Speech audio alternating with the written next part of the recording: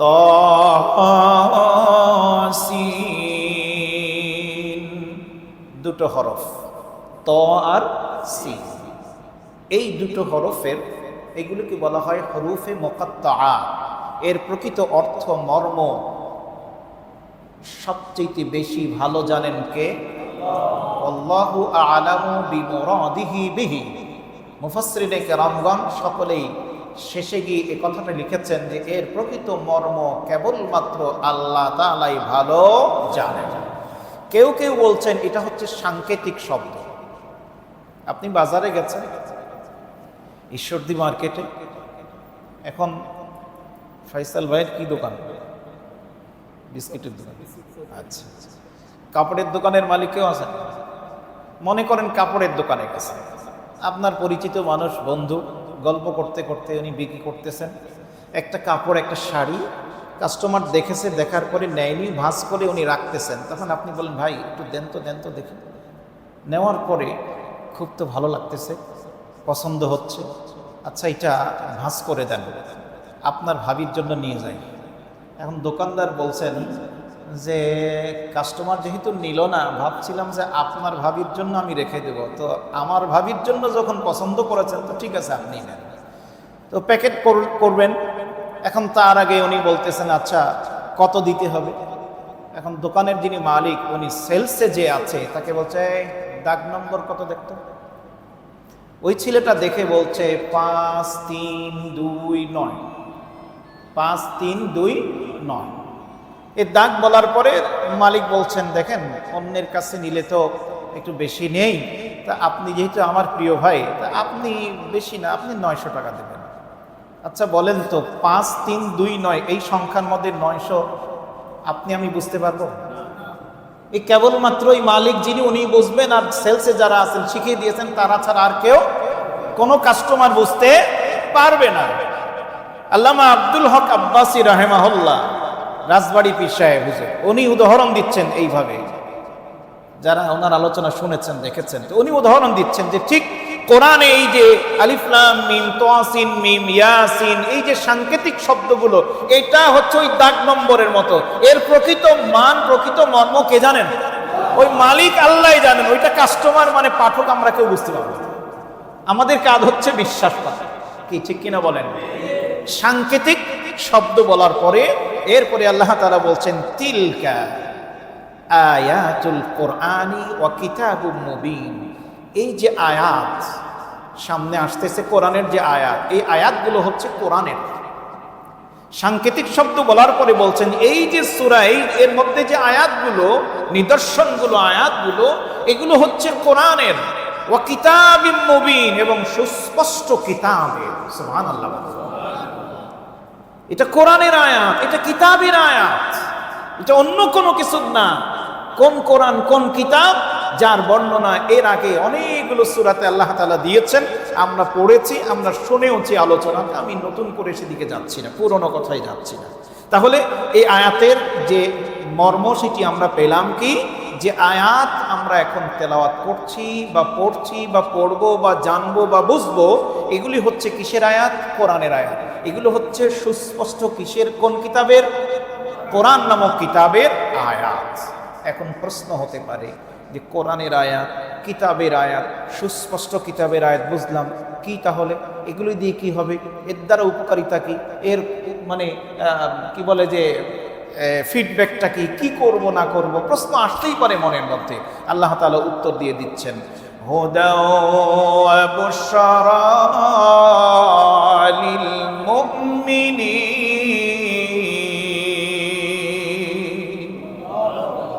হুদান, এক নম্বর, এই কোরআনের আয়াতগুলো, এই সুস্পষ্ট কিতাবের আয়াতগুলো হচ্ছে পথ নির্দেশ। তোমরা কোন পথে চলবে, কোন দিকে গেলে পরে সঠিক গন্তব্যে পৌঁছে যেতে পারবে, আল্লাহর জান্নাতে পৌঁছে যাবে, সফলতার উচ্চ শিখরে সমাসীন হতে পারবে, সেই পথ নির্দেশ দিয়ে থাকে এই আয়াতগুলো। ওয়া বুশরা, আর এই আয়াতের কাজ হচ্ছে ওয়া বুশরা লিল মুমিনিন। এই আয়াতগুলো হলো মুমিনদের জন্য সুখবর। বলুন সুবহানাল্লাহ। মুমিনদের জন্য সুসংবাদ, সুখবর। তাহলে দুটো কথা আমরা পেলাম, কোরআনের আয়াতগুলো হচ্ছে পথ নির্দেশ, দিকদর্শন যন্ত্র। কি বলুন? দিকদর্শন যন্ত্র। সমুদ্রের মধ্যে যারা নৌযান পরিচালনা করেন, জাহাজ, নৌকা ইত্যাদি, এই নৌজাহাজ যারা পরিচালনা করেন সেখানে দিকদর্শন যন্ত্র আছে, কম্পাস আছে, ঠিক কিনা বলেন? সেটা দেখে দেখে তারা দিক নির্ণয় করে। কারণ সমুদ্রের মধ্যে বিশাল জলরাশি, পানির ভেতরে কোনটা পশ্চিম, কোনটা পূর্ব, কোনটা উত্তর দক্ষিণ অনেক সময় খুঁজে পাওয়া যায় না। পানি আর পানি ছাড়া কিচ্ছু নাই, উপরে আকাশ ছাড়া কিছু দেখা যায় না। ওই যন্ত্রের সাহায্যে দিক নির্ণয় করে সে অনুযায়ী ক্যাপ্টেন বা সারেং বা পরিচালক যিনি থাকেন তিনি জাহাজ পরিচালনা করে থাকেন। এখন জাহাজের ক্যাপ্টেন বা জাহাজের যাত্রী যারা আছেন তারা যদি বলেন আমরা এখন 21 শতাব্দীর মানুষ, আমরা ইনফরমেশন অ্যান্ড টেকনোলজি, এখন হচ্ছে AI এর যুগের মানুষ, আমরা ওই যন্ত্রতন্ত্র আর দরকার নাই, আমাদেরকে যে মেধা দিয়েছেন, বুদ্ধি আমার আছে, ওই বুদ্ধি দিয়ে আমি কাজ করব। দিকদর্শন যন্ত্র বা যেটা ওখানে আছে সেই যন্ত্রটা উঠিয়ে সাগরের পানির মধ্যে ফেলে দিবে। ফেলে দেওয়ার পরে জাহাজ এখন যাচ্ছে, কত বছর ধরে যে সেই জাহাজ ঘুরপাক খাবে, কোনো দিক কোল কিনারা খুঁজে পাবে কি? বলেন পাবে? পাবে না। তাহলে দিকদর্শন যন্ত্র ছাড়া জাহাজ যদি কুল কিনারা খুঁজে না পায়, ঠিক তেমনি মানব মণ্ডলী এই কোরআন নামক কোরআনের এই আয়াতগুলো হচ্ছে দিকদর্শন যন্ত্র, পথ নির্দেশ। এই আয়াতগুলো, এই বিধানগুলো যদি গ্রহণ না করে ছুঁড়ে ফেলে, এগুলো যদি গ্রহণ না করে, পরিত্যাজ্য মনে করে, তাহলে বছরের পর বছর, যুগের পর যুগ পরিবর্তন, ক্ষমতার পরিবর্তন হবে, ব্যক্তির পরিবর্তন হবে, বিপ্লব হবে, অনেক কিছু হবে, কিন্তু মূলত আসল শান্তি পাওয়া যাবে, দিক খুঁজে পাওয়া যাবে। তাহলে সঠিক পথ নির্দেশ দেয় কিসের আয়াতগুলো? কোরআন। এরপরে হচ্ছে অবুশরালিল মুমিনিন, মুমিনদের জন্য সুসংবাদ। কাদের সুসংবাদ? মুমিন।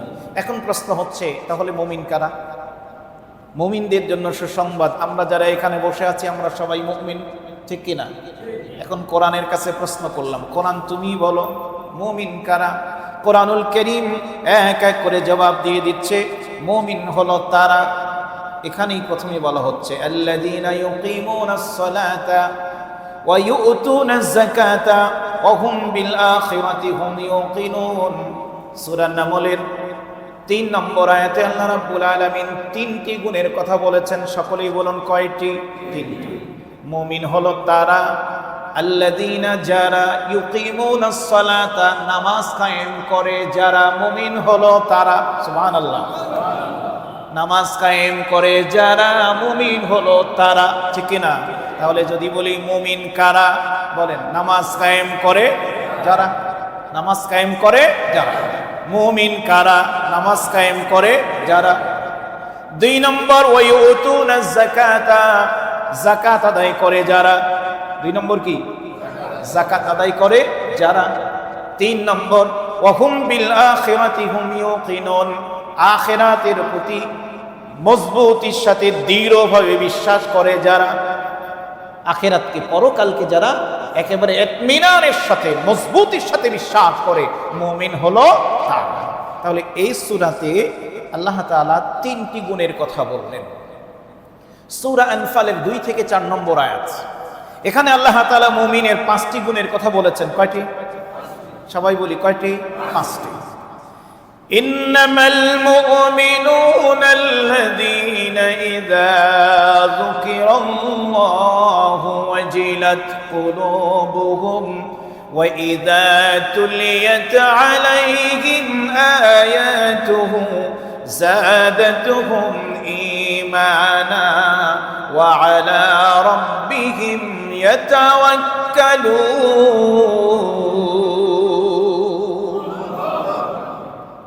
মুমিন হলো তারা যাদের সামনে আল্লাহর কথা যখন বলা হয়, আল্লাহর কথা শোনার সাথে সাথে তাদের অন্তর কেঁপে ওঠে। সুবহানাল্লাহ। অন্তরে নাড়া দেয়, অন্তরে সাড়া দেয়, অন্তরটা প্রকম্পিত হয়। এটা হলো মুমিনের বৈশিষ্ট্য। অন্তরটা কেঁপে উঠবে আল্লাহর কথা শোনার সাথে সাথে। এই যে পিঁপড়ার কথা, নামলের কথা বলা হলো, এই নামল বা পিঁপড়া রান্নাঘরে এদেরকে আমরা একটু বেশি দেখি, ঠিক না? কারণ রান্নাঘরে কি থাকে? খাবার থাকে, মিষ্টান্ন থাকে, চিনির বয়মটা ওখানেই আছে, ঠিক না? ঠিক। আবার দেখা যায় বিভিন্ন মশলার মধ্যেও পিঁপড়া আসে, একটা একটা করে নিয়ে যায়। তো এই পিঁপড়া এরা হচ্ছে বড় সঞ্চয়ী। আমরা ব্যাংকে এফডিআর করে রাখি না? হ্যাঁ, তো এফডিআর করে রাখে কিন্তু পিঁপড়ারা। ওরা বোঝে ভালো যে কতদিন রাখতে হবে, কতদিন পরে আবার বের করতে হবে, এই সিস্টেমটা ওরা ভালো করে বোঝে। সুবহানাল্লাহ বলেন। তো এই পিঁপড়াগুলো মাঝে মধ্যে রান্নাঘরের কিছু মশলা, মা বোনেরা খেয়াল করেন, নিয়ে যায়। যেমন একটা মশলার নাম হচ্ছে ধনিয়া, আছে না? ধনিয়া আছে তো? তো এই ধনিয়া নিয়ে যাওয়ার পরে এরা মশলার কোনো শস্য কোনো দানা যদি নিয়ে যায়, তো পিঁপড়াদের কাজ হচ্ছে এরা মাটির তলে, যেহেতু ওদের ফ্রিজ বা ওদের হচ্ছে কি বলে এটাকে, এই কোল্ড স্টোরেজ নাকি, হ্যাঁ, তো ওইখানে গিয়ে জমা করছে। তো ওখানে মাটির নিচে এরা করে কি, যে কোনো শস্য যদি টেনে নিয়ে যায়, যাওয়ার পরে 2 টুকরা করে রাখে। গবেষকরা গবেষণা করলেন যে 2 টুকরা করে কেন সবগুলো। কারণ খুঁজে বের করা হলো, যদি বীজটা গোটা গোটা থাকে তাহলে তো গাছ হয়ে যাবে, ওদের খাবার থাকবে না। এই জন্য গাছ যেন হতে না পারে ওরা 2 টুকরা করে রেখে দেয়। এই বুদ্ধিটা কে দিলেন? পিঁপড়াকে কে দিয়েছেন? আল্লাহ দিয়েছেন। গবেষকরা দেখেন যে রান্নাঘর থেকে পিঁপড়ারা যখন ধনিয়া নিয়ে যায়, এই ধনিয়াটাকে, একটা গোটা ধনিয়াকে 4 টুকরা করে, অন্যগুলো করে 2 টুকরা, কিন্তু এটাকে করে 4 টুকরা। গবেষকরা চিন্তা করলেন ব্যাপারটা কি, ঘটনাটা কি, এটাকে 4 টুকরা করে কেন? ওনারা গবেষণা করে দেখলেন যে গোটা একটা ধনিয়াকে মাঝখান দিয়ে ভাঙলে 2 টুকরা হয়। এই 2 টুকরা যদি থাকে, দুটার থেকে দুটো আলাদা গাছ বের হবে। এই জন্য পিঁপড়া ওইটাকে, গাছ যেন না হয়, ওদের খাবার যেন নষ্ট না হয়, 4 টুকরা করে রাখে। জোরে বলেন সুবহানাল্লাহ। এই জ্ঞান, এই অনুভূতি কে দিয়েছেন? আল্লাহ পাকের। এই সমস্ত বিষয়গুলো একটি একটি করে যদি আমরা একটু চিন্তা করি আর বলি আর ভাবি, তাহলে আমাদের অন্তর এগুলোতে একটু নাড়া দেবে না? বলেন বলেন। এটাই হচ্ছে মুমিনের বৈশিষ্ট্য। এরপরে এই সূরাতে 2 নম্বর বলা হচ্ছে, وَإِذَا تُلِيَتْ عَلَيْهِمْ آيَاتُهُ زَادَتْهُمْ إِيمَانًا। মুমিন হলো তারা, আল্লাহর আয়াত শুনলে ঈমান যাদের বেড়ে যায়। সুবহানাল্লাহ। আল্লাহ পাকের কোরআন শুনবে, আয়াত শুনবে আর ঈমান বাড়বে, এরা হলো মুমিন। 3 নম্বর এখানেও বলা হচ্ছে, আল্লাহ রাব্বুল আলামিন বলেন, ওয়া আলা রাব্বিহিম ইয়াতাওয়াক্কালুন। মুমিন হচ্ছে তারা যারা তাদের রবের উপরে ভরসা করে। কার উপরে? কার উপরে? রবের উপরে ভরসা করে। আল্লাযীনা ইউকিমুনাস সালাতা, এখানেও বলা হচ্ছে যারা নামাজ কায়েম করে তারা মুমিন। ওয়া মিম্মা রাযাকনাহুম ইউনফিকুন, যে রিজিক তাদেরকে দেওয়া হয়েছে সেই রিজিক থেকে তারা ব্যয় করে, তারা হলো মুমিন। সুবহানাল্লাহ। সূরা আনফালের ৭৪ নম্বর আয়াতে 4টি গুণের কথা বলা হচ্ছে। মুমিন হলো তারা, ওয়াল্লাযীনা আমানু, যারা ঈমান আনয়ন করেছে, ওয়া হাজারু, প্রয়োজনে হিজরত করেছে, ওয়া জাহাদু ফি সাবিলিল্লাহি, আল্লাহর রাস্তায় যারা জিহাদ করেছে, ওয়াল্লাযীনা আওয়াউ ওয়া নাসারু উলাইকা হুমুল মুমিনুনা হাক্কা। আর এইখানে আল্লাহ রাব্বুল আলামিন বলেন 4 নম্বর হলো যারা অন্য মুমিনদেরকে আশ্রয় দিয়েছে, সার্বিকভাবে তাদের সাহায্য সহানুভূতি দেখিয়েছে, তারা হলো মুমিন। আরাকানে রোহিঙ্গা মুসলমানদের উপরে নির্যাতন চালানো হলো, লক্ষ লক্ষ মুসলমান বাংলাদেশে ঢুকেছে, ঠিক কিনা? বাংলাদেশ আমরা আশ্রয় দিয়েছি, তাহলে এটা কোরআনের আয়াত অনুযায়ী ঈমানদারের কাজ, ঠিক কিনা বলেন? হাজার হাজার মুসলমান ফিলিস্তিনের গাজায়, কত সুন্দর ছিল স্থাপনা, কত সুন্দর ছিল শহরটি, নয়নাভিরাম, একেবারে তছনছ করে দেয়া হলো। ওই অসহায় মানুষগুলো যখন অন্যদিকে যাওয়ার চেষ্টা করে, আশপাশের দেশগুলোর সীমান্ত সবগুলো বন্ধ, ঠিক কিনা বলেন? তাহলে মুসলিমদের যারা আছে তাদেরগুলো যদি বন্ধ থাকে, এই যে কোরআনের আয়াতে আল্লাহ বলেন মুমিন হলো তারা যারা মুসলমানদেরকে, মুমিনদেরকে সাহায্য করবে, আশ্রয় দেবে, তাহলে ওরা যে কষ্টের মধ্যে আছে, নির্যাতিত হয়েছে, ওরা যে নিগৃহীত হয়েছে, মুসলিম দেশগুলো যদি আশ্রয় না দেয়, এই আয়াত অনুযায়ী হাসরের ময়দানে তাদেরকে কাঠগড়ায় দাঁড়াতে হবে।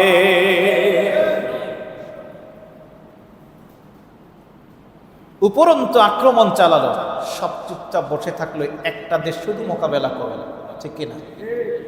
একটা দেশ শুধু মোকাবেলা করলো। এখানেও আমি মনে করি যে মুসলিম দেশের শাসকদেরকে হাসরের ময়দানে জবাব দিতে হবে।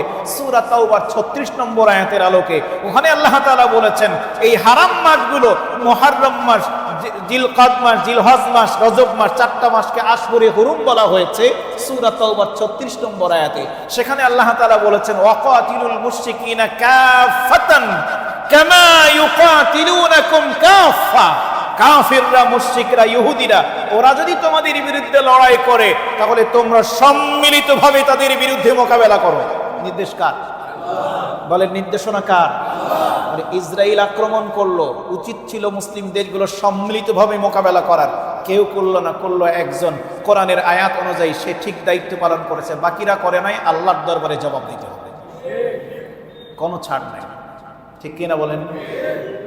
সুতরাং কোরআনের আয়াত দিয়ে আমাদেরকে বুঝতে হবে যে আমরা কোন পর্যায়ে এখন আছি। তাহলে দেখুন সূরা আনফালের ৭৪ নম্বর আয়াত বলছে যে মুমিনের একটা বৈশিষ্ট্য হচ্ছে অন্য মুমিনদেরকে তারা আশ্রয় দেবে, সাহায্য, সহযোগিতা, সহানুভূতি প্রদর্শন করবে। সূরা তাওবার ৭১ নম্বর আয়াতে 4টি গুণের কথা বলা আছে। ওয়াল মুমিনুনা ওয়াল মুমিনাতি বা'দুহুম আউলিয়াউ বা'দ। মুমিন পুরুষ আর মুমিন নারী এরা হবে একে অপরের বন্ধু। এদের বৈশিষ্ট্য হলো ইয়ামুরুনা বিল মারুফি ওয়া ইয়ানহাউনা আনিল মুনকার। এরা সৎ কাজের আদেশ করবে, অসৎ কাজে বাধা দেবে।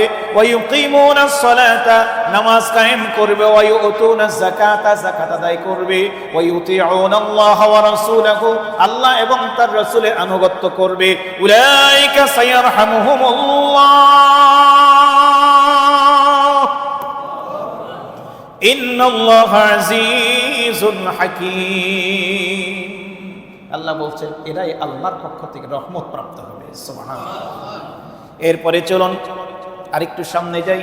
সূরা তাওবার 112 নম্বর আয়াতে সেখানে 9টি গুণের কথা বলা হয়েছে।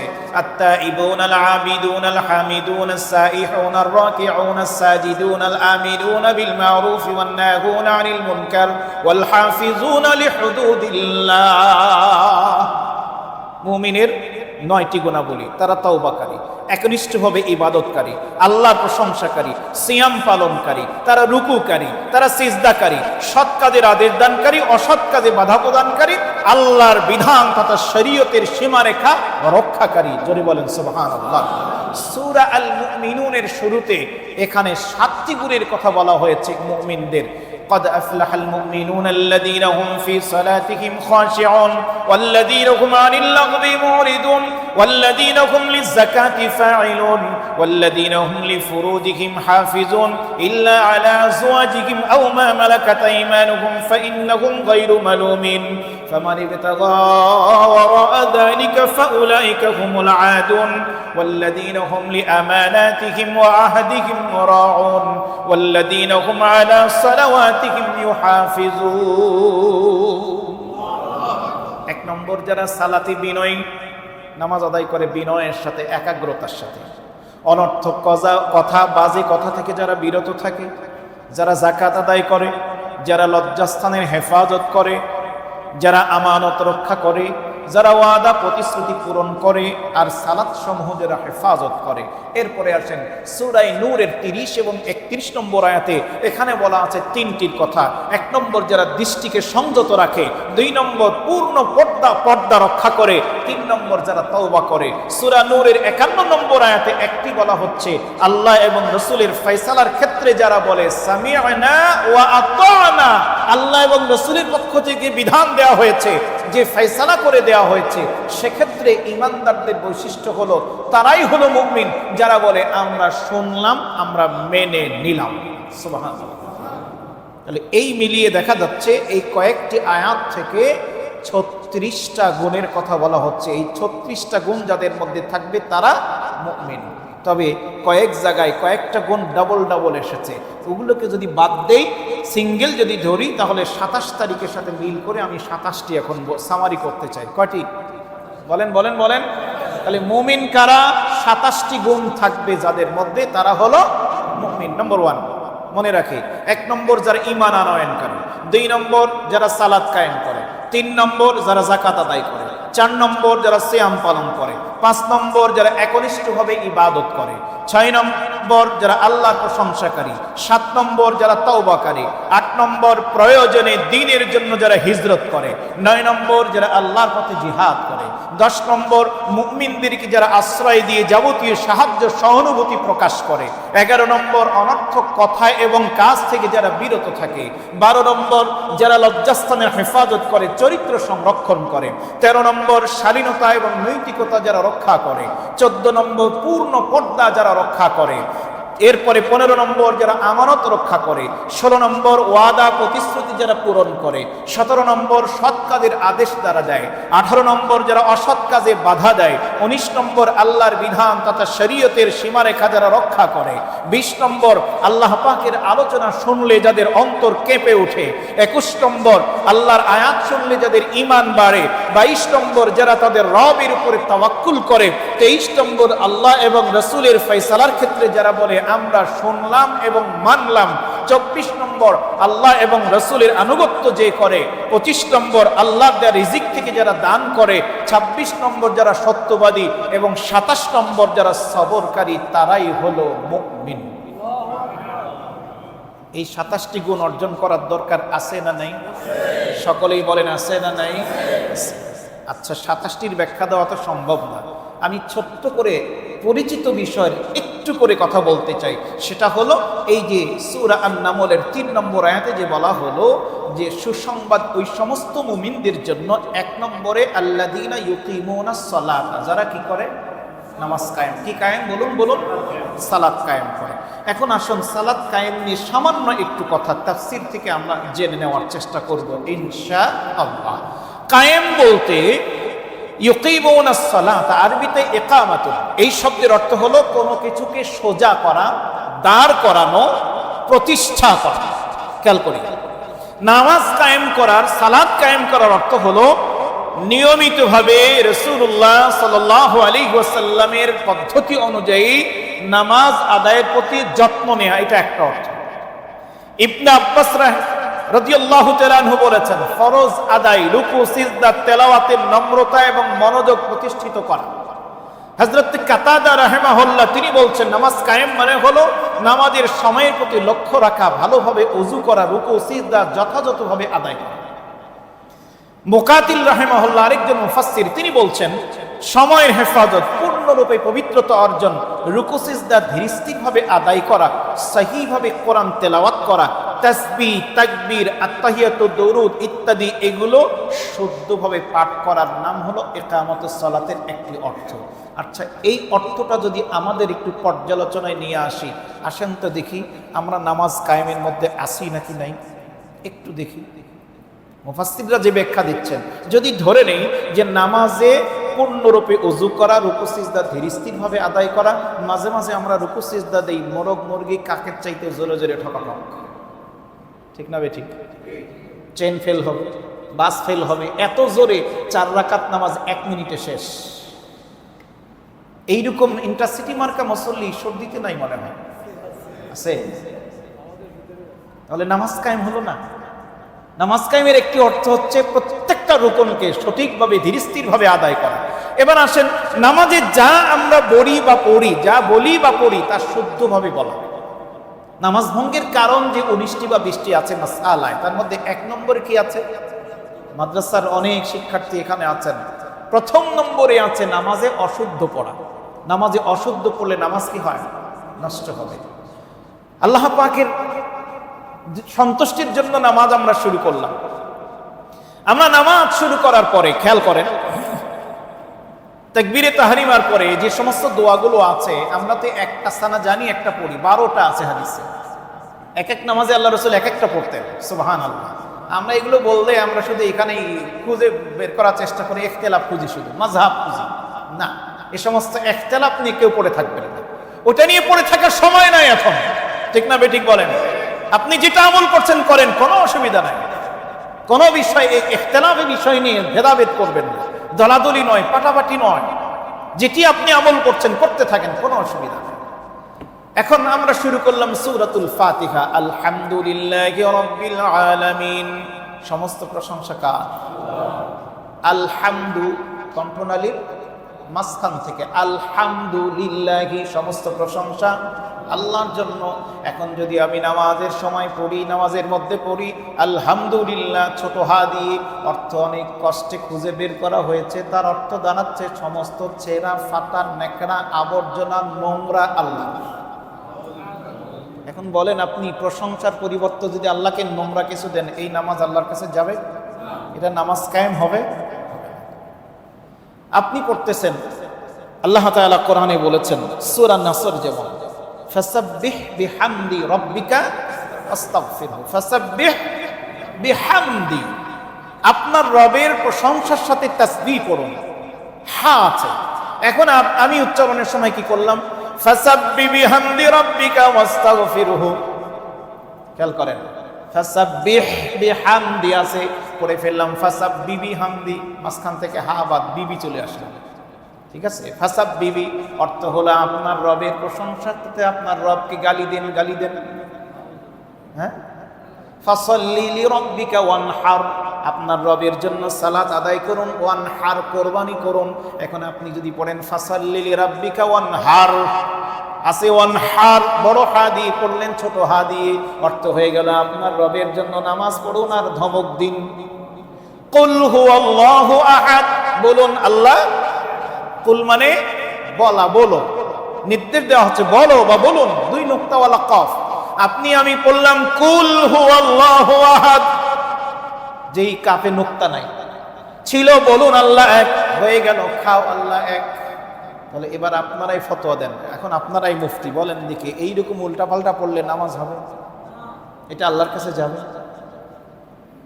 কোরআনের আয়াত আছে, আমরা মোনাজাত করি আল্লাহর কাছে, রব্বানা লা তুজিগ কুলুবানা বাদা ইয হাদাইতানা, হে আমাদের রব, লা তুজিগ কুলুবানা, আমাদের অন্তরগুলোকে বাঁকা করে দিয়েন না, লা তুজিগ, বক্র করে দিয়েন না, বাঁকা করে দেবেন না, কুলুবানা, আমাদের অন্তরগুলোকে। এখন আপনি যদি নামাজের মধ্যে অথবা মোনাজাতের মধ্যে পড়তেছেন রব্বানা লা তুজিগ কুলুবানা, লা একটু টান ছিল, ওখানে মাদ করলেন না, টান দিলেন না, রব্বানা লা তুজিগ কুলুবানা। অনেক হুজুররা আমরাও পড়ে ফেলি অজান্তে, অনেক সময় অখেয়ালে বলে ফেলি অনেক সময়, কিন্তু কি হলো, টান ছিল, ওখানে অর্থ ছিল আল্লাহ আমাদের অন্তরকে বাঁকা করে দেবেন না, কিন্তু একটু টানও যদি আপনি না দেন, অর্থ হয়ে যাবে হে আমাদের রব, অবশ্যই অবশ্যই আমাদের অন্তরগুলোকে বাঁকা করে দিন। আমি যদি চাই বাঁকা, সোজা করবে কিরা? কি ঠিক না বেঠিক? তাহলে বলেন, এই যে মুফাসসিরদের ব্যাখ্যা নামাজ কায়েম, এই জায়গাতেই শুধু যদি থাকি তাও তো আমাদের গোলমাল, ঠিক কিনা বলেন? কায়েমের তো আরো অনেকগুলো অর্থ আছে, অনেকগুলো বিষয় আছে। আল্লামা কাজী নাসিরউদ্দিন বাইজাবি রাহিমাহুল্লাহ তাফসীরে বাইজাবির মধ্যে ইউকিমুনাস সালাতের 4টি অর্থ করেছেন। কয়টি? 4। 1 নম্বর, ইউআদিলুনা আরকানান, সালাতের রুকন সমূহ এমন সঠিকভাবে আদায় করা যাতে তার মাঝে কোনো রকমের কোনো কম বেশি না হয়। সালাতের প্রত্যেকটা রুকন একেবারে সঠিকভাবে আদায় করা, একটার থেকে আরেকটা যেন কম বেশি না হয়, একেবারে ব্যালেন্স রক্ষা করা। মুওয়াযাবাত, নিয়মিত করা, অর্থাৎ নামাজ আমি যে আদায় করব, যে সমস্ত বিধানগুলো পড়ব, ওয়াজিবাত সুন্নাত, এগুলো একেবারে নিয়মিত হবে। 3 নম্বর, আত-তাশাম্মুরু লিআদাইস সালাত, কোন প্রকার অলসতা উদাসীনতা ছাড়া আদায় করা। আমরা অনেক সময় অলস হয়ে নামাজ আদায় করি, নামাজে দাঁড়াইছে আল্লাহু আকবার, হাত চলে গেছে নাভির নিচ থেকে আরো অনেক নিচে, এরপরে মাথা এরকম হয় না অনেকের? এটা তো চরম অলসতার বহিঃপ্রকাশ, ঠিক কিনা বলেন? এটা নয়, অলসতা নয়, উদাসীনতা নয়, একেবারে সচেতনতার সাথে। আর 4 নম্বর, আদাইস সালাতি মুতলাকান, স্থায়ীভাবে আদায় করা, নামাজ কোনোভাবে যেন বাদ চলে না যায়। তাফসীরে জালালাইনের মধ্যে ইউকিমুনাস সালাতের তাফসীর করা হয়েছে ইয়াতুনা বিহা বিহুকুকিহা, তার হক সমূহ আদায় করে সালাত আদায় করা। আই বিহুকুকিহা যাহিরাতি কাশুরুতি ওয়াল আদাবি ওয়াল আরকানি, জাহিরি হক, শর্ত, রুকন, আদব, নামাজের যে আদব, নামাজের যে রুকনগুলো আছে, নামাজের যে শর্তগুলো আছে, ফরজিয়াত ওয়াজিবাতগুলো আছে, এটা ঠিকমতো আদায় করা। ওয়াল বাতিনাতি কাল খুশুই ওয়াল খুদুই ওয়াল ইখলাস, আর অভ্যন্তরীণ বাতিনি নামাজের যে দিকটা হক আদায় করা, সেটা হলো খুশু খুজু আন্তরিকতা আল্লাহর সামনে এই মনে করে নামাজে দাঁড়ানো যে আমি এই মুহূর্তে নামাজে দাঁড়াচ্ছি, আমি যেখানে দাঁড়ালাম ঠিক আমি সেই দিকে ঘুরে দাঁড়িয়েছি আমার সামনে, আমি এই মুহূর্তে এখন কাবার সামনে দাঁড়িয়ে আছি। কার সামনে? আমি এই মুহূর্তে কাবার সামনে, কাবা আমার সামনে, ওই কালো কাপড় দিয়ে ঢাকা সেই ঘরটি আমার সামনে দাঁড়ানো, ওখানেই আমি দাঁড়িয়ে আছি। মনে মনে খেয়াল করা, আল্লাহ আমাকে দেখছেন। আমার ডান দিকে কোনো পুরস্কার যদি পাই, আমার ডান দিকে আছে জান্নাত। যদি আমি কোনো ভুল করি, বাম দিকে আছে জাহান্নাম, এখানে পড়ে যাওয়ার সম্ভাবনা আছে। পেছনে আজরাইল অপেক্ষা করছে, যে কোনো মুহূর্তে আমাকে খপ করে ধরে নেবে। এটাই আমার জীবনের শেষ নামাজ। আল্লাহকে হাজির নাজির জেনে একেবারে আল্লাহ আমাকে দেখছেন এইটা মনে করে যখন সালাত আদায় করবেন, তখন ওই নামাজের মধ্যে খুশু ফিরে আসবে। ঠিক না বেঠিক? নামাজ কায়েম, আমরা নামাজ আদায় করছি ঠিকই, কিন্তু ওই দোকানদারের মতো ওই যে গল্পটা, ইমাম সাহেব বললেন ঈশান নামাজ পড়ার পরে 4 রাকাত পড়ালাম না 3 রাকাত পড়ালাম বুঝতে পারছি না, মুসল্লিরা আপনারা বলেন তো? সবাই বলছে হুজুর ইক্তাদাইতু বিহাদাল ইমাম, আমরা ইমামের ইক্তেদা করেছি, আপনি যা পড়িয়েছেন আমরা তাই পড়েছি, কিসের রাকাত গোনার দরকারটা কি? আপনি যা পড়িয়েছেন আমরা তাই পড়েছি, ভুল আমরাও বুঝি না। একজন মুসল্লি বললেন হুজুর আমি নিশ্চিত আপনি আজকে 3 রাকাত নামাজ পড়িয়েছেন। তো ইমাম সাহেব জিজ্ঞেস করছেন কি করে আপনি বললেন? কেউ বলতে পারে না, আপনি বললেন কিভাবে? কয় হুজুর দেখেন, বাজারে আমার 4টা দোকান আছে, আমি ঈশান নামাজ আপনার পেছনে প্রতিদিন আদায় করি, এই 4 রাকাত নামাজে 4টা দোকানের হিসাব কমপ্লিট হয়, আজকে 3টা কমপ্লিট হয়েছে, একটা দোকানের এখনো বাকি আছে, সুতরাং আমি নিশ্চিত আপনি আজকে 3 রাকাত পড়েছেন। আমাদের নামাজের এই তো চিত্র, ঠিক না বেঠিক বলেন? নামাজে দাঁড়ানোর পরে আমার মনটা চলে যাচ্ছে আরেক জায়গায়। নামাজে দাঁড়ানোর পরে আমি সব ঠিকই পড়ছি, তাকবীরে তাহরিমা করলাম, সূরা ফাতিহা করলাম, সূরা কেরাত সব করলাম, রুকু সিজদা সব ঠিক করলাম, ঢাকা গিয়ে বেরিয়ে চলে আসলাম। কি নামাজের মধ্যে এরকম হয় না? হয় না? এটা হয়। এখন এটার থেকে বন্ধ করার, এটা দূর করার উপায় কি? দূর করার উপায় ওই যে খুশু আনতে হবে, আন্তরিকতা আনতে হবে। আরেকটি কাজ করতে হবে বাস্তব যেটা, সেটা হলো এই যে দেহ আর মন দুটো জিনিস আমাদের। দেহের কাজ দিয়েছেন আপনি, তো রুহের কাজ দেন না, আপনি তো মনের কাজ দেননি, আরেকজনকে কাজ দিচ্ছেন না। কাজ যদি না দেন ও তো ঘুরে বেড়াবে। কি ঠিক না ভাই? ঠিক। আপনি দেহের কাজ দিয়েছেন, দেহের কাজ কি? আপনার দেহের কাজ হচ্ছে দাঁড়ানো অবস্থায় আপনার চোখ দুটো সিজদার জায়গায়, দেহের কাজ। আপনি দাঁড়িয়ে তাকবীরে তাহরিমা, হাত উঠতেছে, এই যে একেবারে জায়গা মতো উঠে হানকাপ করে ফেললাম, দেহের কাজ হলো। আপনি তেলাওয়াত তাসবিহ তেলাওয়াত শুরু করলেন, মুখের কাজ চলছে, এরপরে রুকু করছেন, সিজদা করছেন, দেহের কাজ সব ঠিকঠাক আছে, কিন্তু ভেতরেরটার তো কাজ দিতে হবে। ওকে যখন কাজ দেবেন না, ও তো তখন ছুটে বেড়াবে, ও তো বিভিন্ন জায়গায় যাবে। কি ঠিক না বেঠিক? এখন দেহের কাজের সাথে, দেহের যা করলাম দেহের কাজের সাথে মনকেও যদি কাজ দেওয়া হয়, তাহলে আর অন্য কোনো জায়গায় ছুটতে পারবে না। যেমন আপনি জবান দিয়ে উচ্চারণ করছেন আলহামদুলিল্লাহি রাব্বিল আলামিন, অন্তরের কাজ হবে প্রশংসা, সমস্ত প্রশংসা সেই আল্লাহর। কোন আল্লাহ? যিনি জগৎ সমূহের রব। দেহের কাজ হচ্ছে তেলাওয়াত, আর মনের কাজ হচ্ছে ওইটার অর্থটা খেয়াল করা। এরপরে আল্লাহ তাআলা আবার কি জবাব দিচ্ছেন ওইটা শোনা। আল্লাহ কি জবাব দিচ্ছেন? যখনই আপনি নামাজে পড়তেছেন আলহামদুলিল্লাহি রাব্বিল আলামিন, আল্লাহ রাব্বুল আলামিন জবাব দিচ্ছেন হামাদানি আব্দি, ও বান্দা তুমি তো আমার প্রশংসা আদায় করলে। আপনি জবানের দেহের কাজ করছেন আর রহমানির রহিম, দয়াময়। অন্তরের কাজ হবে এবার দয়াময়। কোন আল্লাহ প্রশংসা? যে আল্লাহ মহান বিশাল রাজ্যের অধিপতি, সারা সৃষ্টি জগতের যিনি রব। কিন্তু এত বিশাল হলে হবে কি, অনেকে ভাববে যে এত বিশাল যিনি, তার ধারে কাছেও মনে হয় যাওয়া যাবে না। আল্লাহ 2 নম্বরে বলে দিলেন না না না, হতাশ হওয়ার কারণ নাই। আর রহমানির রহিম, তিনি দয়াময়, তিনি দয়ালু, তুমি কাছে যেতে পারো। সুবহানাল্লাহ। ওইটা অন্তর খেয়াল করবে, সাথে সাথে আল্লাহর জবাবটা নামাজের মধ্যে খেয়াল করবে। যখনই আপনি নামাজে পড়লেন আর রহমানির রহিম, আল্লাহ জবাব দিচ্ছেন ইসনা আলাইয়া আবদি, ও বান্দা তুমি আমার গুণকীর্তন করলে। সুবহানাল্লাহ।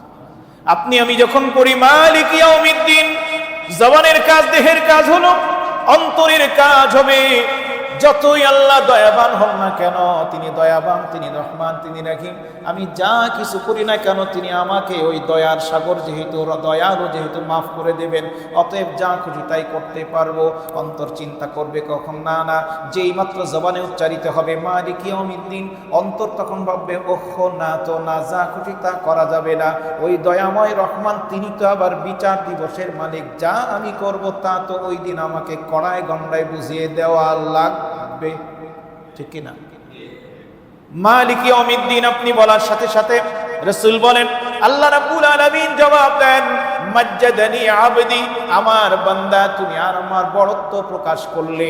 এরপরে যখন বলি ইয়াকা নাবুদু ওয়া ইয়াকা নাস্তাঈন, যখন আমরা পড়ি আল্লাহ তোমার কাছে সাহায্য চাই, তোমারই গোলামি করছি এবং করব, তোমার কাছে সাহায্য চাচ্ছি এবং চাইব, এই দাবি যখন করলাম, আল্লাহ রাব্বুল আলামিন জবাব দিলেন, বান্দারে হাযা বাইনি ওয়া বাইনা আবদি ওয়া লি আবদি মা সাআলা, যেহেতু তোমার আর আমার মাঝে অর্ধেক অর্ধেক, আমি আল্লাহ তাআলা তুমি যা চাইবে আমি তা তোমাকে দেব। এরপরে দাবিগুলো শুরু করলাম, ইহদিনাস সিরাতাল মুস্তাকিম সিরাতাল লাযীনা আন'আমতা আলাইহিম গায়রিল মাগদুবি আলাইহিম ওয়ালাদ-দাল্লিন। অর্থগুলো খেয়াল করলাম, যেই মাত্র শেষ হলো আল্লাহ তাআলা জবাব দিলেন, বান্দারে তোমার আর আমার মাঝে যেহেতু অর্ধেক অর্ধেক, তুমি যা যা চাইলে আমি তা দেওয়ার জন্য ফাইনাল সিদ্ধান্ত আমি নিয়ে নিলাম। আমরা পড়ি আমিন, ফেরেশতারাও পড়েন আমিন। আচ্ছা এবার বলেন তো, নামাজে দাঁড়িয়ে সূরাতুল ফাতিহা এই চিন্তাগুলোকে সামনে রেখে যদি তেলাওয়াত শুরু করেন, ওই নামাজ থেকে আপনার অন্তরটা আর অন্য কোনো দিকে ছোটাছুটি করতে পারবে? জোরে বলেন, পারবে? তাহলে তো নামাজ কায়েম হবে। তাহলে এই জায়গাতেই তো আমাদের নামাজ কায়েম হচ্ছে, ইউআদিলুনা আরকানান হচ্ছে না, আদা ইসলাতে মুতলাকান হচ্ছে না, হক আদায় করে হচ্ছে না। এখন আসেন নামাজ বাংলায় ব্যাখ্যায় আসি এবার, প্রতিষ্ঠা করা। নামাজ প্রতিষ্ঠা, প্রতিষ্ঠা কাকে বলে? নামাজ প্রতিষ্ঠা দুই ধরনের হতে পারে। কয় ধরনের? বলেন বলেন বলেন, কয় ধরনের? দুই ধরনের। এক হচ্ছে ব্যক্তির মাঝে প্রতিষ্ঠা, এক নম্বর কি? ব্যক্তির মধ্যে নামাজ প্রতিষ্ঠা, নামাজকে আমার মধ্যে প্রতিষ্ঠা করা। যেমন এই যে মোবাইল, আমরা যে মোবাইল ইউজ করি, এই মোবাইলের মধ্যে, স্মার্টফোনের মধ্যে কিছু কিছু অ্যাপস আগের থেকেই এখানে সফটওয়্যারের মাধ্যমে দেওয়া আছে, কোম্পানি থেকে দেওয়া আছে, ঠিক কিনা বলেন? আগের থেকে আছে। আবার কিছু কিছু আমরা কি করি, আমাদের প্রয়োজনে ডাউনলোড করি, ঠিক তো? ডাউনলোড করি।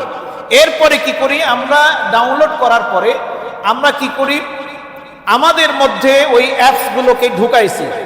যখনই সুযোগ পাই ওই প্রোগ্রামে ঢুকতে হবে, যখনই সুযোগ পাই ওই অ্যাপসে ঢুকতে হবে, যখনই সুযোগ পাই এটা করতে হবে, ঠিক না বেঠিক?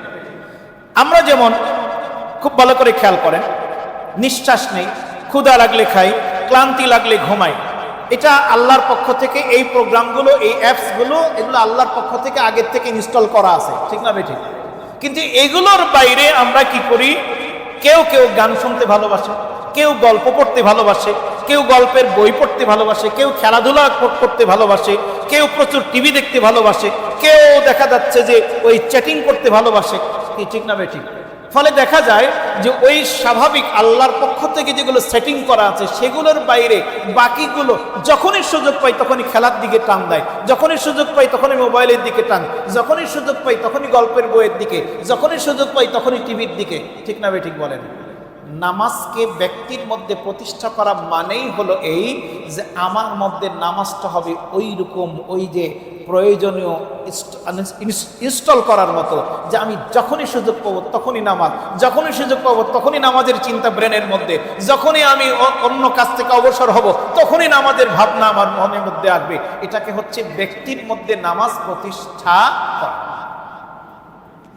এরপরে আসেন নামাজ প্রতিষ্ঠার দ্বিতীয় যে দিক, সেটা হচ্ছে, দ্বিতীয় দিকটা হচ্ছে ব্যক্তির মধ্যে প্রতিষ্ঠা, এটা হলো একদিক। আরেকটা হচ্ছে সমাজের মধ্যে প্রতিষ্ঠা। একটা হলো ব্যক্তির মধ্যে প্রতিষ্ঠা, আরেকটা কি? সমাজের মধ্যে প্রতিষ্ঠা। ব্যক্তির মধ্যে নামাজ প্রতিষ্ঠা আবার দুই ধরনের, খেয়াল করেন।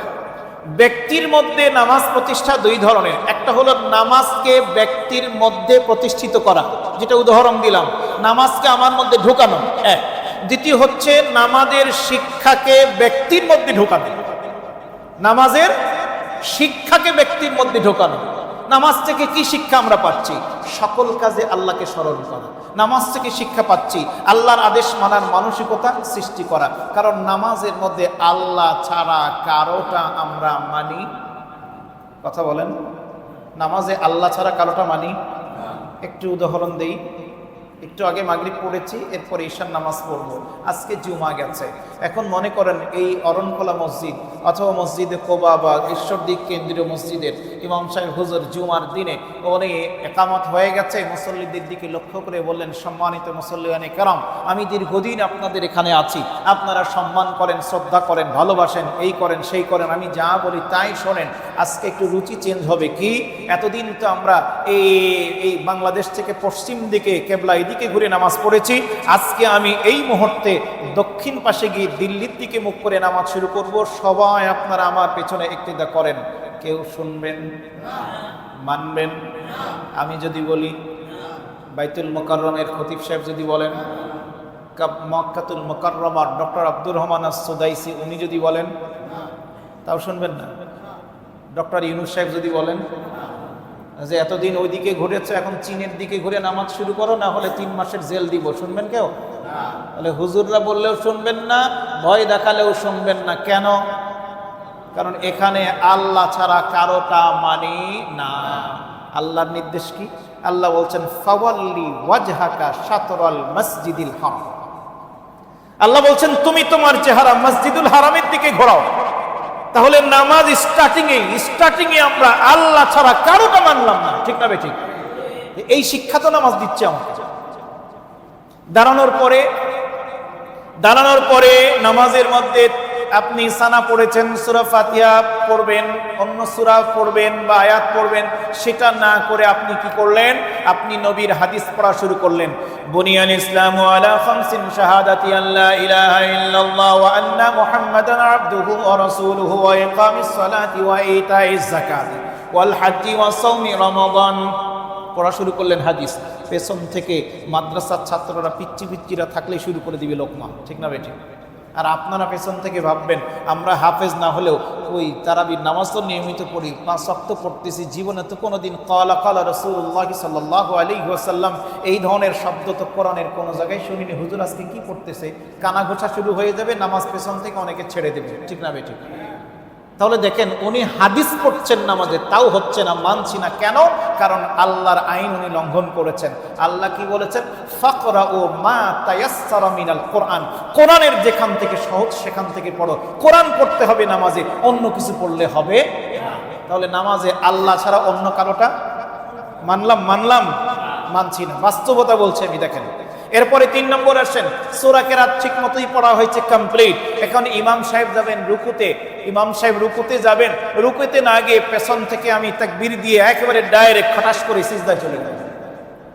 ভাবলাম যে রুকুতে গিয়ে সময় নষ্ট করব কেন? কারণ হুজুরদের কাছেই শুনেছি, হাদিসে আছে, বান্দা যখন সিজদায় চলে যায় সে যেন আল্লাহর কুদরতি পায়ে সিজদা দেয়।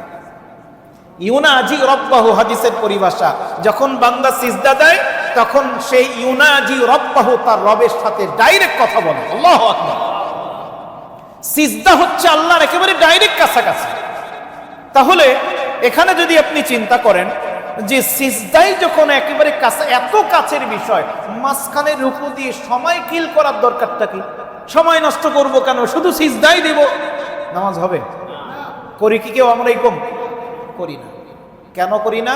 আল্লাহর নির্দেশ। আল্লাহ বলছেন অরকাউ, আগে রুকু করো, ওয়াসজুদু, তারপরে সিজদা করো। নির্দেশ কার? বলেন না কার? তাহলে নামাজে আল্লাহ ছাড়া কারোটা মানি না। নামাজ কায়েম হলো, নামাজের মধ্যে যেমন আল্লাহ ছাড়া কারোটা মানলাম না, নামাজের বাহিরেও আল্লাহ ছাড়া কারোটা মানা যাবে না। এটার নাম হলো নামাজ কায়েম। এবার একটু মিলান তো, এবার পর্যালোচনা করেন তো দেখি আমাদের এটা আছে নাকি। আমরা নামাজে আল্লাহ ছাড়া কারোটা মানছি না, কিন্তু নামাজের বাইরে গিয়ে ঠিকই আল্লাহ ছাড়া অন্যেরটা মেনে চলছে। তাহলে কি নামাজ কায়েম হলো? তাহলে সূরা নামলের আসেন, মুমিনের 1 নম্বর গুণাবলী হচ্ছে যারা নামাজ কায়েম করে। কায়েম তো নাই আমাদের মাঝে। তাহলে নামাজ কায়েম করার দরকার আছে না নাই? বলেন দেখে, আছে না নাই? আছে। তাহলে নামাজ কায়েম সহ বাকি যে 27টি গুণের কথা বলেছি এই গুণগুলো অর্জন করে আমাদেরকে মুমিন হতে হবে।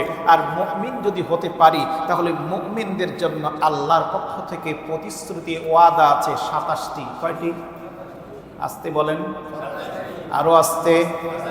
নম্বর 1, মুমিনদের জন্য আল্লাহর পক্ষ থেকে 1 নম্বর ওয়াদা হলো জান্নাতের। সুবহানাল্লাহ বলেন। ওয়াবাশশিরিল্লাযীনা আমানু ওয়া আমিলুস সালিহাতি আন্না লাহুম জান্নাতিন তাজরি মিন তাহতিহাল আনহার। আল্লাহ বলছেন নহর সমূহ সম্বলিত যে জান্নাত, যেই জান্নাতের নিচ দিয়ে নহর প্রবাহিত, সেই জান্নাত হচ্ছে মুমিনদের জন্য। সুবহানাল্লাহ।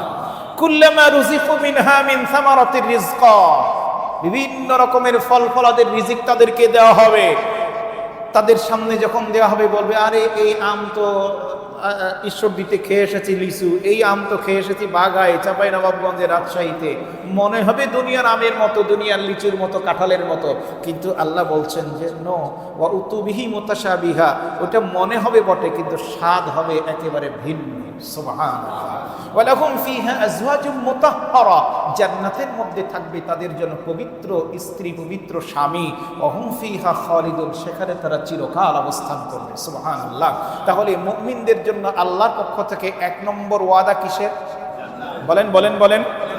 1। 2 নম্বর, আল্লাহর পক্ষ থেকে মুমিনদের জন্য 2 নম্বর ওয়াদা হলো পরকালে আল্লাহ বিশেষ আলো দান করবেন। কি দান করবেন? নূর। নূর, নূর বলেন কি? নূর দান করবেন। ইয়াউমা তারাল মুমিনিনা ওয়াল মুমিনাতি ইয়াসআ নূরুহুম বাইনা আইদিহিম ওয়া বিআইমানিহিম বুশরাকুমুল ইয়াউমা জান্নাতুন তাজরি মিন তাহতিহিমুল আনহার।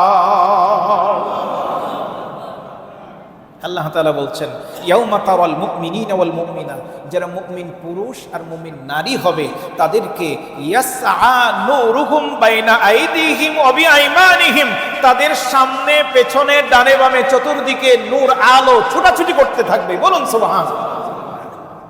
এই নূর দিয়ে তারা ফুলসিরাত পার হয়ে জান্নাতে পৌঁছে যাবে। তাহলে 2 নম্বর ওয়াদা কিসের? নূরের। 3 নম্বর ওয়াদা মুমিন যারা হবে, ওই 27টি গুণ যারা অর্জন করতে পারবে, আল্লাহর পক্ষ থেকে 3 নম্বর ওয়াদা হচ্ছে আল্লাহ ওই মুমিনদের সাথে থাকবেন। সুবহানাল্লাহ। ওয়া আন্নাল্লাহা মাআল মুমিনিন, সূরা আনফালের 19 নম্বর আয়াতে আল্লাহ তাআলা বলেন যে জেনে রেখো আল্লাহ তাআলা হচ্ছেন মাআল মুমিনিন, মুমিনদের সাথে আছেন। সুবহানাল্লাহ। 4 নম্বর, আল্লাহ তাআলা অনুগ্রহ দান করবেন। ওয়াল্লাহু যু ফাদলিন আলাল মুমিনিন, মুমিন যারা হবে, সূরা আলে ইমরান 152 নম্বর আয়াত, আল্লাহ বলছেন যারা মুমিন হবে, মুমিন যারা হতে পারবে, আমি আল্লাহর পক্ষ থেকে তারা অনুগ্রহ লাভ করবে। 5 নম্বর, বন্ধুত্ব এবং অভিভাবকত্ব। ওয়াল্লাহু ওয়ালিয়ুল মুমিনিন, যারা মুমিন হবে তারা আমি আল্লাহর বন্ধু হয়ে যাবে। সুবহানাল্লাহ। 6 নম্বর, করুণা এবং রহমত, আল্লাহর পক্ষ থেকে করুণা এবং রহমতের উপযোগী হয়ে যাবে। ফাআম্মাল্লাযীনা আমানু ওয়া আমিলুস সালিহাতি ফায়ুদখিলুহুম রাব্বুহুম ফি রাহমাতিহি যালিকা হুয়াল ফাওজুল মুবিন। আল্লাহ পাক বলেন সূরা জাসিয়া 30 নম্বর আয়াতে, যারা ঈমান আনবে, আমলে সালেহ করবে, যারা মুমিন হবে, আমি আল্লাহর পক্ষ থেকে তাদের জন্য থাকবে করুণা এবং রহমত। জোরে বলুন সুবহানাল্লাহ।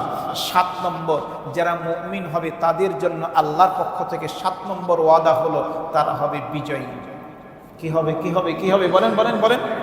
ওয়া কানা হাক্কান আলাইনা নাসরুল মুমিনিন।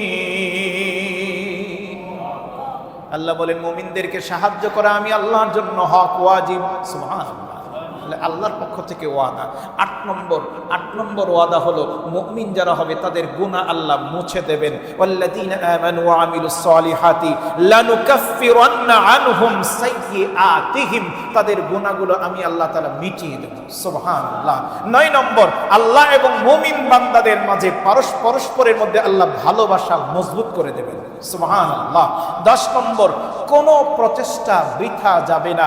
মুমিনরা যা কিছু করবে আমি আল্লাহ তাআলা একটাও কি করব না, নষ্ট করব না, বৃথা যাবে না। তাদের প্রত্যেকটা আমলের কোনটাই বৃথা যাবে না। ইন্নাল্লাযীনা আমানু ওয়া আমিলুস সালিহাতি ইন্না লা নুযীউ আজরা মান আহসানা আমালা। সূরা কাহফের 30 নম্বর আয়াতে আল্লাহ তাআলা বলেন যে যেই সৎকর্ম তারা করবে আমি আল্লাহ তাআলা সৎকর্মশীলদের পুরস্কার নষ্ট করে দেব না। সুবহানাল্লাহ। 11 নম্বর, মুমিন যারা হবে তাদের জন্য আল্লাহর পক্ষ থেকে 11 নম্বর ওয়াদা, শয়তান হতে সুরক্ষা দান করবেন। কার থেকে? বলেন বলেন, আমরা এটা চাই? শয়তান থেকে বাঁচতে চাই না চাই না? আল্লাহ শয়তান থেকে বাঁচাবেন যদি আমরা মুমিন হতে পারি, ওই 27টি গুণ যদি অর্জন করতে পারি। 12 নম্বর, অবিচলতা এবং দৃঢ়তা দান করবেন। ইসাব্বিতুল্লাহুল্লাযীনা আমানু বিল কওলি সাবিতি ফিল হায়াতিদ দুনিয়া ওয়া ফিল আখিরাহ। দুনিয়া এবং আখিরাতে আল্লাহ তাআলা মুমিন যদি হতে পারি আল্লাহ মজবুতি দান করবেন। হাজারো কষ্ট, নির্যাতন, অত্যাচার কিচ্ছু মনে হবে না। সুবহানাল্লাহ সুবহানাল্লাহ। 13 নম্বর, মুমিন যারা হবে তাদের জন্য আল্লাহর পক্ষ থেকে ওয়াদা হচ্ছে তার শুভ সমাপ্তি, তার সমাপ্তিটা হবে অত্যন্ত ভালো। আল্লাযীনা আমানু ওয়া আমিলুস সালিহাতি তুবা লাহুম ওয়া হুসনা মাআব, তার সর্বশেষ পরিণতিটা অত্যন্ত উত্তম হবে। 14 নম্বর, নিশ্চিতভাবে আল্লাহ রক্ষা করবেন।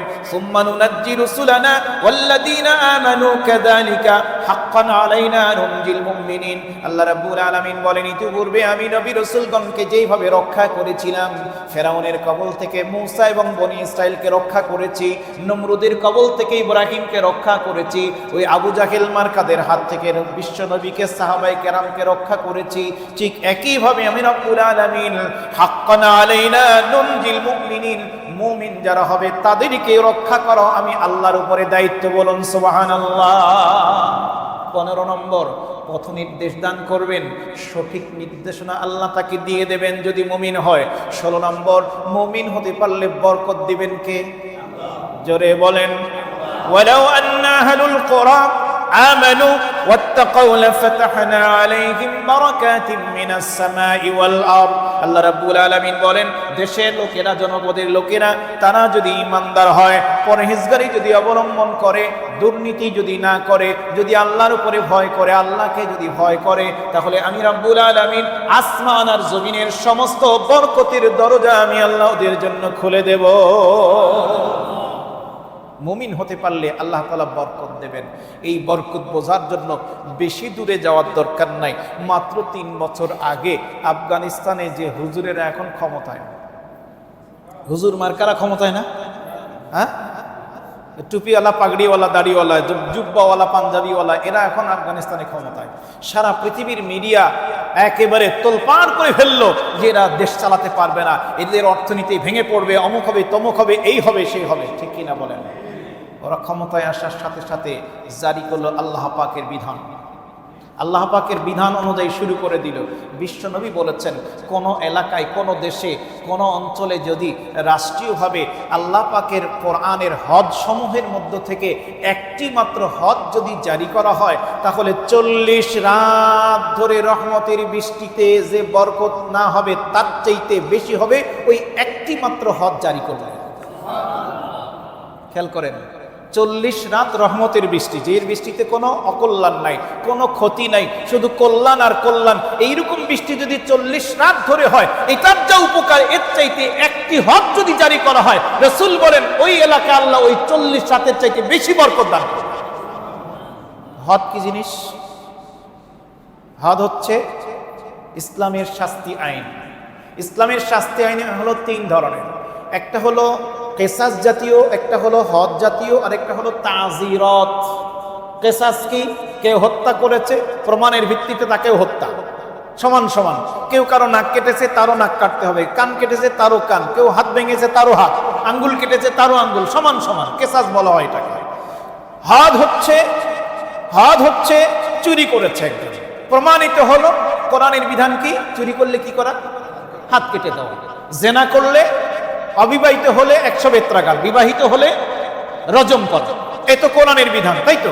এগুলোকে বলা হয় হদ। এখন মনে করেন এই হদগুলোর মধ্য থেকে একটি হদ জারি করা, আর তাজিরাত হচ্ছে এটা বিচারকের অধীন, তিনি অপরাধের ধরন অনুযায়ী কম বেশি করতে পারেন, শাস্তি তিনি প্রয়োগ করবেন। এই হচ্ছে ইসলামী শরীয়তে 3 ধরনের বিচার ব্যবস্থা। তাহলে কেসাস, হুদুদ, তাজিরাত। আর ব্রিটিশ আমাদের শিখিয়ে গেল 2 ধরনের, একটা হলো ফৌজদারি আইন আর একটা হলো দেওয়ানি আইন। ফৌজদারি মামলা, দেওয়ানি মামলা। কোরআন বলছে, শরীয়ত বলছে মামলা হবে 3 ধরনের, একটা হবে কেসাস জাতীয়, অথবা হবে হুদুদ জাতীয়, অথবা হবে তাজির জাতীয়। আর এরা শিখায় গেল কি ফৌজদারি অথবা দেওয়ানি। তাহলে আল্লাহ বললেন 3টা, মানুষ শেখালো 2টা। কোনটাতে বরকত? আমরা মানছি কোনটা? মানুষ একটা মানছে, আল্লাহটা তো মানি না। আল্লাহটা মানা শুরু করেছে আফগানিস্তানে, ওরা ক্ষমতা আসার সাথে সাথে শুরু করেছে। তার ফলে কি হলো? আল্লাহ কি বরকত দিলেন? রসুলের 1500 বছর আগে বলা হাদিস এবার প্রমাণ করেন। আপনারা খোঁজ নেন, নেটে সার্চ দিয়ে দেখেন, বর্তমান পৃথিবীতে সবচেয়ে বেশি ডালিম উৎপাদন হয় যে সমস্ত দেশগুলোর মধ্যে, এখন পৃথিবীর মধ্যে 1 নম্বর পজিশনে আফগানিস্তান। তুলা উৎপাদনের দিক দিয়ে 1 নম্বরে চলে গেছে আফগানিস্তান। সবচেয়ে দামি মশলা হচ্ছে জাফরান, এই জাফরান উৎপাদনের দিক থেকে আফগানিস্তান এখন 1 নম্বরে। আপনার আঙ্গুর ফল দিয়ে প্রসেসিং করে যে রস তৈরি করা হচ্ছে, এই কি বলে কিসমিস বানানো হচ্ছে, প্রসেস করে কিসমিস বানানো, এই দিক দিয়ে আফগানিস্তান এখন অনেক উপরে। তার মানে আফগানিস্তানের অর্থনৈতিক অবস্থা আল্লাহ এমন বরকত দিচ্ছেন, আল্লাহর বিধান কায়েম শুরু করেছে, আল্লাহর পক্ষ থেকে বরকত শুরু হয়ে গেছে। শুধু এদিকেই নয়, টেকনোলজির দিক থেকে তারা আগাচ্ছে, তারা বিভিন্ন দিক দিয়ে এগিয়ে যাচ্ছে, গোটা পৃথিবীকে টেক্কা দিয়ে তারা আগাচ্ছে, ঠিক কিনা জোরে বলেন? তাহলে আল্লাহর বিধান মানলে আল্লাহ যে বরকত দেবেন, এটা প্রমাণিত কি হয়? অবশ্যই হয়।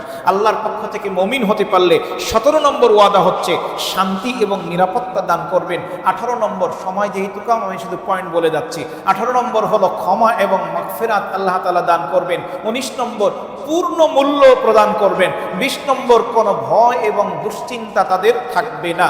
ইন্নাল্লাযীনা আমানু ওয়া আমিলুস সালিহাতি ওয়া আকামুস সালাতা ওয়া আতাউজ যাকাতা লাহুম আজরুহুম ইনদা রাব্বিহিম ওয়ালা খাউফুন আলাইহিম ওয়ালা হুম ইয়াহজানুন। 21 নম্বর অন্ধকার থেকে তাদেরকে আলোর দিকে নিয়ে আসবেন। 22 নম্বর আল্লাহ তাআলা যারা মুমিন হবে এই মুমিনদের উপর কাউকে জয়ী হতে দেবেন না। এইটা সুবহানাল্লাহ আসতে বলেন। মুমিন হতে পারলে আল্লাহর ওয়াদা যে মুমিনদের উপরে আমি অন্য কাউকে জয়ী হতে দেব না। এই বিশ্বাসটা আজকে আমাদের মধ্যে নাই, ঠিক কিনা বলেন? অনেকের নাই, এই জন্য আমরা ভয় পাই। 23 নম্বর আল্লাহ তাআলা সুরক্ষা দান করবেন। ইন্নাল্লাহা ইউহিব্বু কুল্লা খাওয়ানিন কাফুর। এই বাক্যের আগেই আল্লাহ বলছেন ইন্নাল্লাহা ইউদাফিউ আনিল লাযিনা আমানু, আমি আল্লাহ তাআলা মুমিনদেরকে শত্রুদের থেকে হটিয়ে দেব, শত্রুদেরকে মুমিনদের কাছ থেকে সরিয়ে দেব, আমি রক্ষা করব, ওদেরকে সুরক্ষার ব্যবস্থা আমি আল্লাহ তাআলা করব। সুবহানাল্লাহ। 24 নম্বর হায়াতে তাইয়্যিবা, পবিত্র জীবন দান করব। মান আমিলা সালিহাম মিন যাকারিন আও উনসা, আল্লাহ পাক বলেন মান আমিলা সালিহান, নেক কাজ যদি কেউ করে, মিন যাকারিন, সে যদি পুরুষ হয়, আও উনসা, অথবা সে যদি নারী হয়, মহিলা হয়, ওয়া হুয়া মুমিন, আর যদি সে হয় মুমিন, তাহলে আল্লাহ বলেন ফালানুহিয়ান্নাহু হায়াতান তাইয়্যিবা, আমি রাব্বুল আলামিন তাকে পবিত্র জীবন দিয়ে দেব। তাহলে আপনি পুরুষ হন আর নারী হন, আপনি যদি মুমিন হন, আপনি যদি নেক আমল করেন, এই যে 27টি গুণের কথা বলেছি মুমিন হওয়ার জন্য, ওই গুণগুলো যদি আপনি আমি অর্জন করতে পারি, আল্লাহর পক্ষ থেকে আপনি আমি পবিত্র জীবন লাভ করতে পারবো। 25 নম্বর কদ আফলাহাল মুমিনুন, আল্লাহ সার্বিক সফলতা দান করবেন। আর 26 নম্বর হলো আজরান আযীমা, মহা পুরস্কারে ভূষিত করবেন। এবং 27 নম্বর আল্লাহর পক্ষ থেকে ওয়াদা, যদি আমরা মুমিন হতে পারি তাহলে এই জমিনের খেলাফতের ব্যবস্থা করবেন কে? ওয়াদাল্লাহুল্লাযীনা আমানু মিনকুম ওয়া আমিলুস সালিহাতি লায়াস্তাখলিফান্নাহুম ফিল আরদি كما استخلف الذين من قبلهم وليمكنن لهم دينهم الذي ارتضى لهم وليبدلنهم من بعد خوفهم أمنا الله أكبر وعد الله আল্লাহ বলছেন আল্লাহর ওয়াদা কাদের জন্য আল্লাযীনা আমানু যারা ঈমানদার মিনকুম তোমাদের মধ্যে ওয়া আমিলুস সালিহাতি এবং আমলে সালেহ করেছে লা ইয়াস্তাখলিফান্নাহুম ফিল আরদি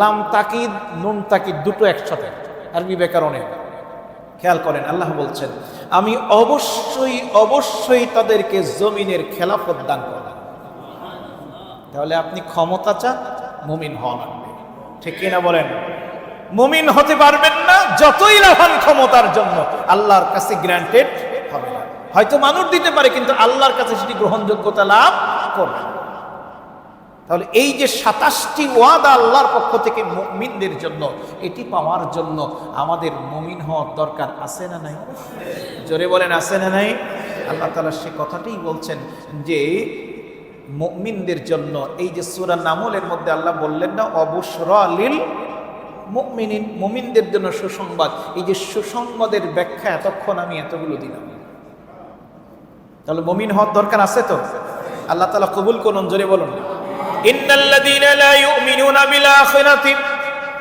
যারা মুমিন হবে না আখিরাতকে বিশ্বাস করে না যারা যায়্যানা লাহুম আমালাহুম তাদের আমলগুলোকে দুনিয়ার কাজগুলোকে আমি আল্লাহ আরো সুশোভিত করে দেই ওরা মনে করে আমি যে এই দুর্নীতি করি আমি যে চাঁদাবাজি করি আমি যে অমুক করি তমুক করি এটাই আমার কাছে সবচেয়ে সুন্দর উত্তম ওই কাজগুলিকে তাদের সামনে আরো সাজিয়ে গুছিয়ে আমি তুলে ধরি নাউজুবিল্লাহ বলেন এটা কেন হয় ওই আখিরাতকে বিশ্বাস না করার কারণে আখিরাতের চিন্তা মনের মধ্যে না থাকার কারণে ফাহুম ইয়ামাহুন ফলে তারা কি হয় উদ্ভ্রান্তের মতো অন্ধের মতো ঘুরে বেড়ায় উলাইকাল্লাযীনা লাহুম সুউল আযাব এরা ওই সমস্ত মানুষ যাদের জন্য রয়েছে সুউল আযাব কষ্টদায়ক মন্দ শাস্তি ওয়া হুম ফিল আখিরাতি হুমুল আখসারুন আর আখিরাতে এরাই থাকবে ক্ষতিগ্রস্তদের অন্তর্ভুক্ত এরপরে 6 নম্বর আয়াতে আল্লাহ তাআলা বলছেন সূরা আন-নামলের ওয়া ইন্নাকা লাতুলাক্কাল কুরআনা মিন লাদুন হাকীমিন আলীম ও নবী এই যে আয়াতগুলো বলা হচ্ছে সামনে বলা হবে আগের সূরাগুলোতে আছে সামনের সূরাগুলোতে আছে এই যে ওয়া ইন্নাকা লাতুলাক্কাল কুরআন কোরআন যে আপনাকে দেওয়া হচ্ছে এই কোরআনটা কার কাছ থেকে মিল্লাদুন তার পক্ষ থেকে যিনি হাকিম আলিম যিনি মহাজ্ঞানী যিনি বিজ্ঞানময় সুবহানাল্লাহ অর্থাৎ এগুলো প্রয়োগ করলে কি কি কল্যাণ এর মধ্যে আছে কি কি উপকারিতা এর মধ্যে আছে কোন কোন পদ্ধতিতে প্রয়োগ করতে হবে এর পদ্ধতি সহ তিনি জানেন না বলেন জানেন কি না তাহলে কোরআনের টাচে থেকে কোরআন অনুযায়ী আমাদের জীবন গড়ার দরকার আছে না নাই ব্যক্তি পরিবার সমাজ রাষ্ট্র সবকিছু কোরআন অনুযায়ী গড়ার দরকার আছে না নাই আল্লাহ তাআলা আমাদের তৌফিক দান করুন আরো জোরে বলি আমিন সূরা আন-নামলের 6টি আয়াত পর্যন্ত আমি আলোচনা এখানেই শেষ করতে চাই যেহেতু কোরআনের কথা বলে শেষ করা যায় শেষ করা কি যাবে যাবে না শুধুমাত্র ইউকিমুনাস সালাতের ব্যাখ্যা দিতে গেলেই সারা রাত পার হবে আমি কিচ্ছু জানি না কোনো এলেম কালাম নাই দাঁড়ালে সাইজে একটু লম্বা মানুষ আমি নাকি বলেন জুব্বা যেটা পরে আছে এটার ঝুলও কম লম্বা কিন্তু জ্ঞানের ঝুল আমার একেবারে খাটো জ্ঞানের ঝুল একেবারে নাই বললেই চলে তো জ্ঞানের খাটো ঝুল নিয়ে আমার নিজের প্রতি যতটুকু কনফিডেন্স আছে সেটা নিয়ে যদি আমি ইউকিমুনাস সালাতের ব্যাখ্যা শুরু করি সারা রাতেও শেষ করতে আমি পারব কোরআন এত ব্যাপক জিনিস কোরআন গবেষণার জিনিস এই জন্য কোরআন নিয়ে আসুন আমরা একটু গবেষণা করি কোরআন একটু পড়ি কোরআন একটু বুঝি কোরআনকে আমরা কাজে লাগাবার চেষ্টা করি তাহলেই আছে আমাদের জন্য বরকত আমাদের জন্য রহমত আমাদের জন্য আল্লাহর পক্ষ থেকে দুনিয়ার কল্যাণ এবং আখিরাতের মুক্তি আল্লাহ তাআলা আমাদের কবুল করুন তৌফিক দান করুন আমরা সকলেই বলি আমিন আজকের এই পাক্ষিক তাফসীর মাহফিলে আমার মতো একজন অযোগ্য নালায়েক গুনাহগার আমাকে দাওয়াত দিয়েছেন, কষ্ট করে আপনারা দীর্ঘ সময় ধরে বসে শুনেছেন, মা বোনেরা অনেকে কষ্ট করে এসেছেন। এই জন্য আমার পক্ষ থেকে কর্তৃপক্ষ, আয়োজকবৃন্দ, শ্রোতাবৃন্দ আপনাদের সকলকে ধন্যবাদ জানাচ্ছি। আমি দোয়া চাচ্ছি, আপনাদের কাছে দোয়া করবেন আল্লাহ তাআলা যেন কোরআন এবং সুন্নাহর যথার্থ জ্ঞান অর্জন করার তৌফিক যেন আমাকে দান করেন। এবং আচ্ছা আমরা দোয়া করে বিদায় হব।